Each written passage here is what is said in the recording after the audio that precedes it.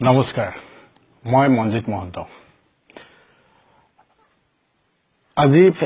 এই সোশ্যাল মিডিয়াৰ জৰিয়তে ফেসবুকৰ জৰিয়তে কেইটামান কথা যিখিনি কথা হয়তো আপোনালোকৰ বহুতে জানে বা বহুতে সৰু কথা বুলি উল্লেখ কৰি চলিছে তেনেকুৱা কেইটামান কথা মই অৱগত কৰিব বিচাৰিছো আমি যিসকল নেতাক জনপ্ৰতিনিধিক 5 বছৰৰ মূৰে মূৰে দিল্লীলৈ পঠিয়াও দিছপুৰলৈ পঠিয়াও সেই জনপ্ৰতিনিধিসকলে সাধাৰণ ৰাইজৰ নামত সৰ্বসাধাৰণক সা সুবিধা দিয়াৰ নামত জনসাধাৰণৰ কল্যাণৰ নামত তেওঁলোকে কেনে ধৰণে লাভ বিলাহৰ জীৱন কটাইছে তাৰ এটা সৰু উদাহৰণ মই দিব খুজিছো হয়তো আপোনালোক বহুতে জানে আৰু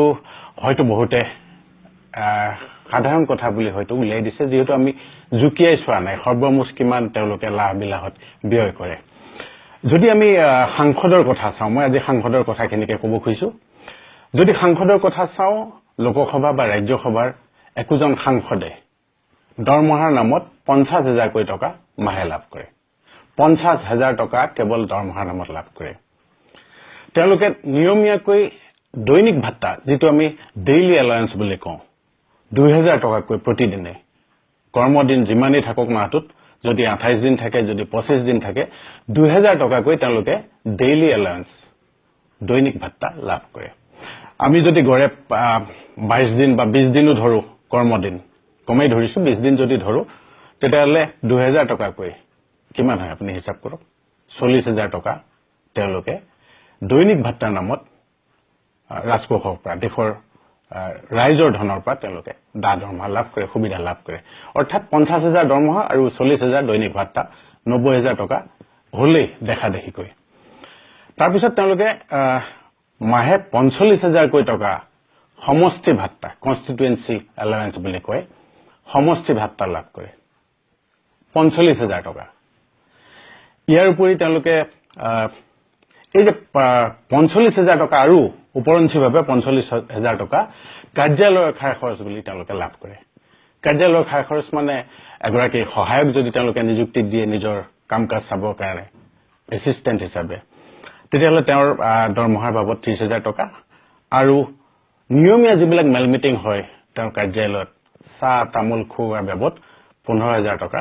চৰকাৰে তেওঁলোকক দিয়ে অৰ্থাৎ 45,000 টকা কাৰ্যালয়ৰ খৰচৰ নামত 45,000 টকা সমষ্টি ভাত্তা 50,000 টকা দৰমহা আৰু দৈনিক ভাত্তা প্ৰতিটো কৰ্মদিনত 2000 টকাকৈ আমি যদি 20 দিনো ধৰো 40,000 টকা কিমান হল হিচাপটো আপুনি কৈ চাওক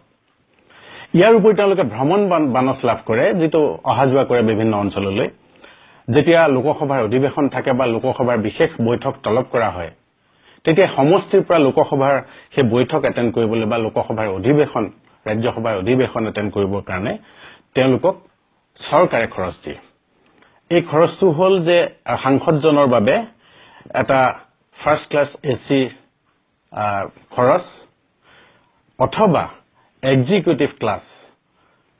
এটা টিকেট তেওঁক দিয়া হয় ইয়াৰ লগতে এটা তেওঁৰ সতীৰ্থ বা অন্যান্য কাৰণে এটা ফাৰ্স্ট ক্লাছৰ টিকেটৰ ব্যয় তেওঁ চৰকাৰৰ পৰা লাভ কৰে আৰু এটা সেকেন্ড ক্লাছৰ টিকেটৰ ব্যয় পায় অৰ্থাৎ তিনিজন মানুহ এজন এক্সিকিউটিভ ক্লাছ বা এসি ফাৰ্স্ট ক্লাছ এজন সাধাৰণ ফাৰ্স্ট ক্লাছ আৰু এজন সেকেন্ড ক্লাছ যাত্ৰীৰ বাবে তেওঁ প্ৰতিটো ভ্ৰমণত চৰকাৰী সুবিধা লাভ কৰে যদি ৰেলেৰে নগৈ বিমানেৰে যায় তেতিয়াহলে এটা সম্পূৰ্ণ টিকেটৰ ব্যয় তেওঁ লাভ কৰে চৰকাৰৰ পৰা আৰু দ্বিতীয়টো টিকেটৰ 1/4 যদি 10,000 হয় 2,500 টকা আনজন ব্যক্তিৰ নামত তেওঁ লাভ কৰে আৰু যদি ৰাস্তাৰে যায় বাটেৰে যায় তেতিয়াহলে 16 টকাকৈ প্ৰতি কিলোমিটাৰ যিসকল দিল্লীৰ ওচৰ পাজৰে থাকে সেই ৰাজ্যবিলাকৰ প্ৰতিনিধি সাংসদসকলে 16 টকা প্ৰতি কিলোমিটাৰ হিচাপত বাটেৰে অহাৰ বাবে আলিবাটেৰে অহাৰ বাবে তেওঁ ভাত্তা লাভ কৰে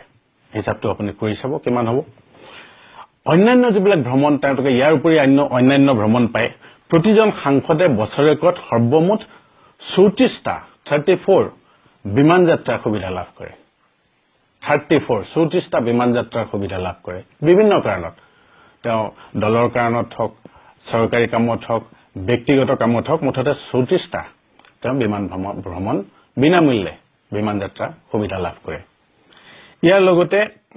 যদি সাংসদগৰাকী পুৰুষ হয় তেতিয়াহ'লে পত্নীৰ বাবে আৰু যদি মহিলা হয় তেতিয়াহ'লে পতিৰ বাবে আৰু পৰিয়ালৰ অন্য সদস্যৰ বাবেও একে ধৰণৰ সুবিধা লাভ কৰে আশ্চৰ্য পতি পত্নী বা সহযোগীয়ে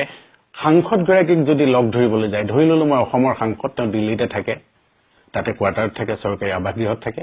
আৰু ইয়াৰ পৰা পত্নী বা পতি যদি তেওঁক লগ পাবলৈ যায় বা পৰিয়ালৰ অন্য সদস্য লগ পাবলৈ যায় তেতিয়াহ'লে বিনামূলীয়াকৈ সৰ্বমুঠ 8 বাৰকৈ তেনেকৈ পৰিয়ালৰ লোক বা পত্নী বা পতি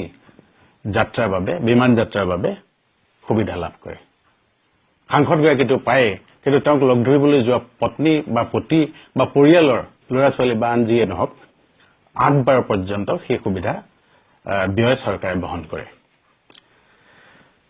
এইটো মই যে আগতে ক'লো যে 34টা সাংসদগৰাকীয়ে বছৰেকত লাভ কৰে এই 34টাৰ উপৰঞ্চিকৈ এই 8টা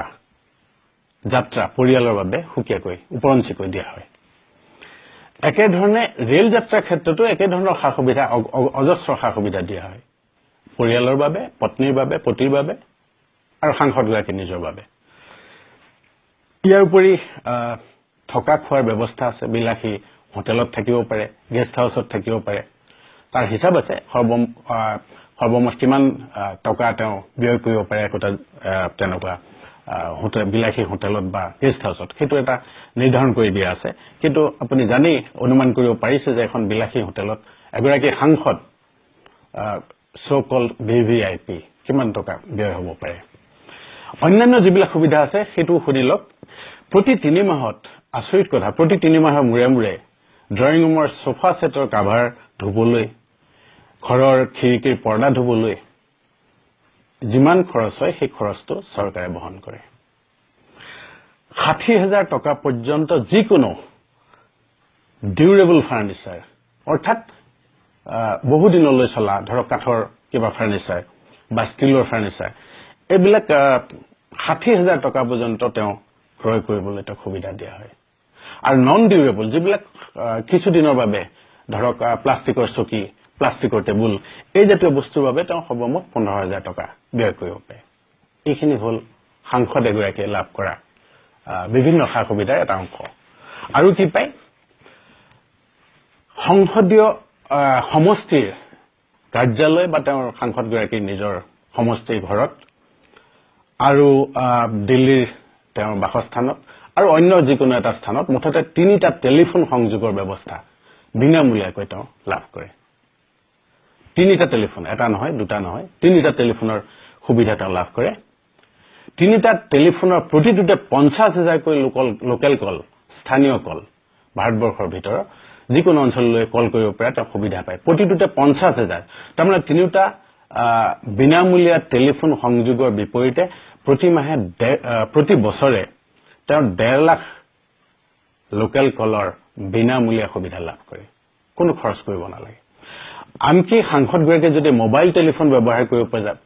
বিচাৰে তেতিয়াহ'লে তাৰ সংযোগৰ ব্যৱস্থাও চৰকাৰে কৰি দিয়ে কিন্তু তাৰ কলৰ যিটো ব্যয় হয় টেলিফোন কলৰ বাবে সেই ব্যয়টো 1.5 লাখ টেলিফোন কলৰ পৰা তেওঁ তাত এডজাষ্ট কৰা হয় অৰ্থাৎ সেইটো অতিৰিক্তভাৱে দিয়া নহয় মোবাইলৰ কলৰ যিটো বিল ইয়াৰ উপৰি 4,000 কিলোলিটাৰ পানী বিনামূলীয়াকৈ দিয়া হয় 50,000 ইউনিট পৰ্যন্ত বিদ্যুৎ শক্তি বিনামূলীয়াকৈ দিয়া হয় আয়কৰ দিব লাগে তেওঁলোকে কিন্তু আয়কৰ আপুনি মই যেনেকৈ টিডিএছ দিওঁ ট্যাক্স ডিডাকশন এট সোৰ্স বুলি যেটো কয় দৰমহা দিওঁতে ট্যাক্সটো কাটি ৰাখে তেওঁলোকৰ ক্ষেত্ৰত এই নীতি প্ৰযোজ্য নহয় তেওঁলোকৰ টিডিএছ ব্যৱস্থা তেওঁলোকৰ বাবে প্ৰযোজ্য নহয় তেওঁলোকৰ ট্যাক্স দিয়ে পিছত নিজৰ ইচ্ছা অনুসৰি ট্যাক্স ডিপোজিট কৰিব লাগে তাৰ কাৰণে যথেষ্ট খুৰুঙা আছে হেতু আপুনিও জানে মও জানো কেনেকৈ ট্যাক্স ফাঁকি দিব পাৰি এই সকল হল আমাৰ প্ৰতিনিধি জনপ্ৰতিনিধি যান বাহন ক্ৰয় কৰিব বিচাৰে আপুনি মই বেংকৰ লোন ল'ব লাগে কিন্তু তেওঁলোকে নালাগে 4 লাখ পৰ্যন্ত তেওঁলোকক চৰকাৰে লোন দিয়ে ঋণ দিয়ে বাহন ল'বলৈ 4 লাখ টকা আমি সৰু এল্টো গাড়ী এখন ল'বৰ কাৰণে 2 লাখ টকা বা 1.5 লাখ টকা ডাউন পেমেন্ট দিবলৈ হাহাকাৰ লাগে এই ধৰণৰ কথা বতৰাবিলাক আছে আয়কৰ তেওঁলোকে দিয়ে কিন্তু এই আয়কৰৰ পৰা মই যেটো কলো যে টিডিএছ নাকাটে তেওঁলোকে পিছত আয়কৰ জমা দিব পাৰে আৰু এই আয়কৰ পৰা দিয়ে যেটো প্ৰতিদিনে 2000 টকাকৈ দিয়ে ডেইলি এলাউন্স দৈনিক ভাত্তা সেইটো আয়কৰ পৰা বহিৰ্ভূত কৰি ৰখা হৈছে কনস্টিটুৱেন্সি এলাউন্স যেটো 45000 টকা দিয়া হয় সেইটো আয়কৰৰ অন্তৰ্ভুক্ত নহয় অৰ্থাৎ তেওঁলোকে আয়কৰ দিব লাগে কেৱল 50000 টকাৰ ওপৰত আচৰিত নহয় এই সকলে যেতিয়া কয় যে আমি জনগণৰ কাৰণে কাম কৰিম আমি দুখীয়াৰ কাৰণে কাম কৰিম সবকে সাথ সবকে বিকাশ বুলি কয় দুখীয়াৰ চৰকাৰ বুলি কয় তেতিয়া আমাৰ লাজ লাগে এই কাৰণে লাজ লাগে যে সেই মানুহসকলে দুখীয়াক প্ৰতিনিধিত্ব কৰাৰ নামত কোটি কোটি জনগণক প্ৰতিনিধিত্ব কৰাৰ নামত তেওঁলোকে কিমান লাভ বিলাহৰ জীৱন কটাইছে আপোনালোকে চাওক এবাৰ ভাবি চাওক এই সকলে আমাৰ জনপ্ৰতিনিধি নে এই সকলে আমাৰ সাংসদ নে এই সকলৰ ওপৰতে আমি দেশৰ ভৱিষ্যত এৰি দিব পাৰোঁ মই কোৱা নাই যে এটো আজি মোদী চৰকাৰ দিনত হোৱা ঘটনা চলি আহিছে কিন্তু মোদী চৰকাৰে পৰিৱৰ্তনৰ যেটো ধুমুহা বুৱাইছে প্ৰতিশ্ৰুতি দিছিলে এই পৰিৱৰ্তনৰ আওতাৰ ভিতৰত এইবোৰ কথা নপৰে নেকি মই প্ৰশ্ন হিতৈ কৰিব খুজিছো কাৰণ বৰবৰ লেকচাৰ মৰা বৰবৰ ভাষণ দিয়া মানুহক মিছা কথা কোৱা বছৰ বছৰ ধৰি মানুহক ঠগা এইবিলাকটো চলি আছে এটাটো ভাল কাম কৰি দেখুৱাব লাগিছিল যে আমি এই ধৰণৰ যিবিলাক ভোগ বিলাক সেইবিলাক বাদ দিম দিলে নে আজিলৈকে আচৰিত হ'ব আপুনি মই এমুঠি ভাতৰ বাবে হাহাকাৰ কৰো লাখ লাখ দৰিদ্ৰ মানুহ আমি অসমতে দেখিছো গুৱাহাটীতে দেখিছো কিন্তু এমুঠি ভাতৰ বাবে যত হাহাকাৰ কৰে যাৰ দিন হাজিৰা কৰি এবেলা খালে ইবেলা খাবলৈ হাহাকাৰ লাগে সেই মানুহখিনিৰ তুলনাত এই জনপ্ৰতিনিধিসকলৰ ভোগবিলাক চাওক লোকসভাৰ সংসদত যিখন কেন্টিন আছে চৰকাৰী কেন্টিন তাৰ কেইটামান বয়বস্তুৰ ব্যয়ৰ দামৰ মূল্যৰ খতিয়ানটো মই দিব খুজিছো শুনি লওক ভাল পাব এই সংসদৰ কেন্টিনত একাপ চাহ পোৱা যায় 1 টকাত স্পেশাল চাহ আমি কিমানত খাওঁ সুপ পোৱা যায় 5 টকা 50 পইচা দাইল 1 টকা 50 পইচা এবাটি দাইলত খানা অৰ্থাৎ চাউল 2 টকাত দিয়া হয় আচৰিত নহয় নে ৰুটি বা চাপাতি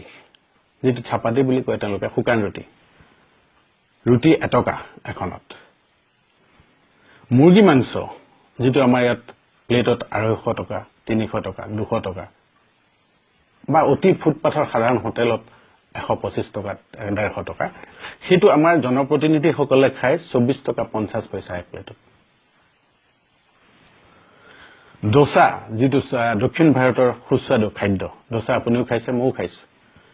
আমি খাও 30 টকা 40 টকা 50 টকা বা 60 টকা তেওঁলোকে দোসা খায় 4 টকা আচৰিত নহব বিৰিয়ানী আপুনি হয়তো বহুতে খোৱা নাই বহুতে খাইছে বিৰিয়ানী চিকেন বিৰিয়ানী আছে মটন বিৰিয়ানী আছে বিৰিয়ানী ভেদে ভেদে দাম বিভিন্ন হয় কিন্তু 75 টকা 100 টকা 150 টকাৰ তলত এক প্লেট বিৰিয়ানী পোৱাটো সম্ভৱ নহয় আমাৰ এই জনপ্ৰতিনিধিসকলে বিৰিয়ানী খায়